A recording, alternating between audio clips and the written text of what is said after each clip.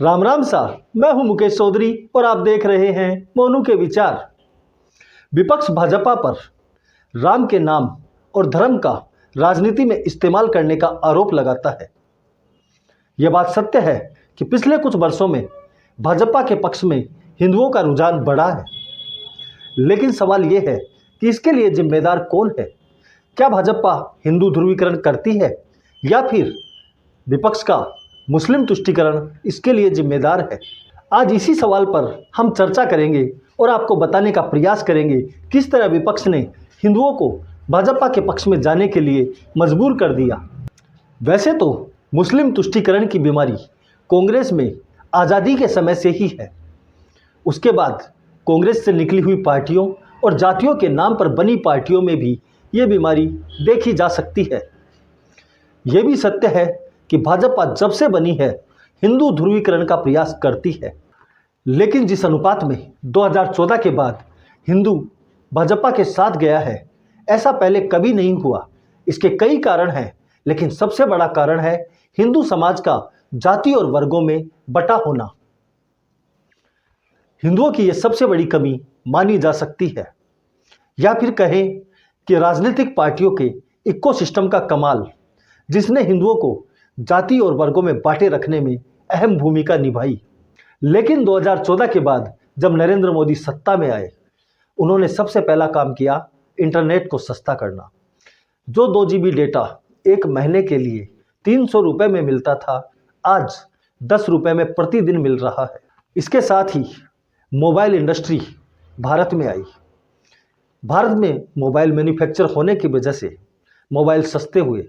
आज आम आदमी एंड्रॉयड मोबाइल यूज करता है, उसके पास सस्ता इंटरनेट डाटा है। उसकी वजह से हर वो चीज़ उस तक पहुंच रही है जो वो जानना चाहता है। सरकार की योजनाएं उस तक पहुंच रही हैं। सरकार क्या कर रही है, देश विदेश सारी खबरें उस तक पहुंच रही हैं। इसलिए आज उसे बहकाना इतना आसान नहीं है। आज उसे समझ में आता है कौन सी पार्टी मेरे हित में है, कौन सी पार्टी मेरे हित में नहीं है। आज जब हिंदू देखता है हमारी धार्मिक यात्राओं पर हमले हो रहे हैं, उस समय तुष्टीकरण की अंधी ये पार्टियां ये नहीं पूछती कि इतने पत्थर कहां से आए। ये नहीं पूछती कि अगर हमला प्री प्लान्ड नहीं था तो अचानक इतने लोग कहां से आए। इसके बजाय वे यात्रा और यात्रा के आयोजकों पर ही सवाल उठाने लगती हैं। तब हिंदू सोचता है मैं किन के साथ खड़ा हूं, जो आज सत्य के लिए भी मेरे धर्म के साथ नहीं खड़े हैं। अयोध्या में राम मंदिर और कश्मीर से धारा 370 हटाना भाजपा के मुख्य मुद्दे रहे हैं।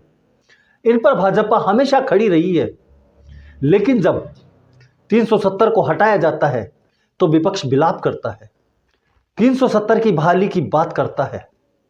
राम मंदिर का निर्माण होता है तो विपक्ष ऊपर से तो उसका समर्थन करता है, लेकिन प्राण प्रतिष्ठा के मुहूर्त को अशुभ बताता है। प्राण प्रतिष्ठा के निमंत्रण को ठुकराकर सांकेतिक विरोध करता है। उस समय हिंदू सोचता है कि विपक्ष किसके साथ खड़ा है। हमें 500 वर्ष बाद मिली खुशी में अगर ये पार्टियां शामिल नहीं हो सकती तो ये हमारी कैसे हो सकती हैं। तब कहीं न कहीं लगता है कि विपक्ष खुद हिंदुओं को मजबूर कर रहा है भाजपा के साथ जाने के लिए। अभी पश्चिम बंगाल के संदेश खली का ताज़ा मामला ही देखिए। वहाँ टीएमसी नेता शाहजहां शेख के ऊपर जैसे आरोप लगे हैं, आपको रावड़ी राठौड़ फिल्म की याद आ जाएगी। यह मामला आपको संक्षेप में बताऊंगा, लेकिन उससे पहले यह समझिए कि देश की किसी भी पार्टी का इस संगीन प्रकरण में कहीं महिला प्रेम या दलित प्रेम जागृत नहीं हुआ।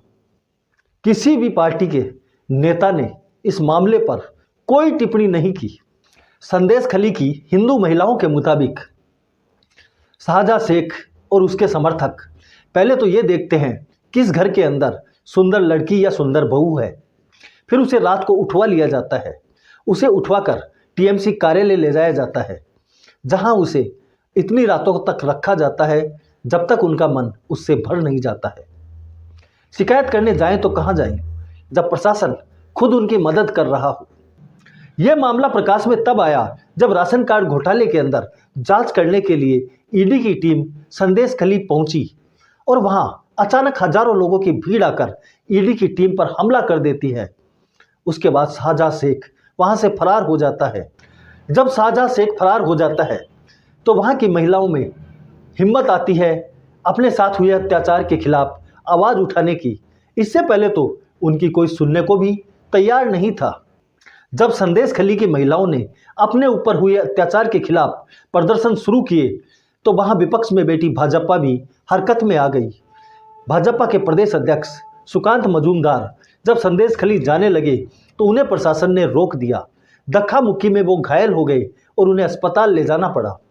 महिलाओं के प्रदर्शन को रोकने के लिए पुलिस ने वहां धारा 144 लगा दी और बयान जारी कर कह दिया एक भी महिला के साथ यौन शोषण नहीं हुआ है। यहां तक कि ममता बनर्जी के महिला आयोग ने भी ये रिपोर्ट जारी कर दी कि वहां पर किसी महिला के साथ यौन शोषण नहीं हुआ है। लेकिन बंगाल के राज्यपाल ने जो रिपोर्ट केंद्र को भेजी है उसमें साफ साफ कहा है कि संदेशखाली में जो भी हुआ है उसमें पुलिस शामिल है।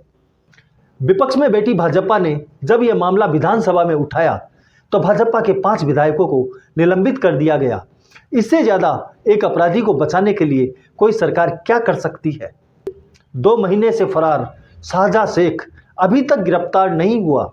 राज्यपाल की रिपोर्ट पर 2-3 लोगों को गिरफ्तार किया लेकिन धाराएं इतनी कमजोर लगाई कि 2 दिन में जमानत लेकर वापस आ गए। इतने संगीन प्रकरण में इंडी गठबंधन के सभी दल चुप हैं। इसके पीछे उनकी क्या मजबूरी है ये तो वो ही जाने, तुष्टीकरण या फिर गठबंधन की मजबूरी। लेकिन यह बात सत्य है कि इस प्रकरण ने विपक्ष के महिला और दलित प्रेम की पोल खोलकर रख दी। विपक्ष की इसी तरह की सिलेक्टिव राजनीति ने जनता को मजबूर कर दिया भाजपा के साथ जाने के लिए। आपको इस पर क्या लगता है? अपने विचार कमेंट करके बताएं। वीडियो को लाइक और चैनल को सब्सक्राइब करना न भूलें। धन्यवाद। जय हिंद, जय भारत।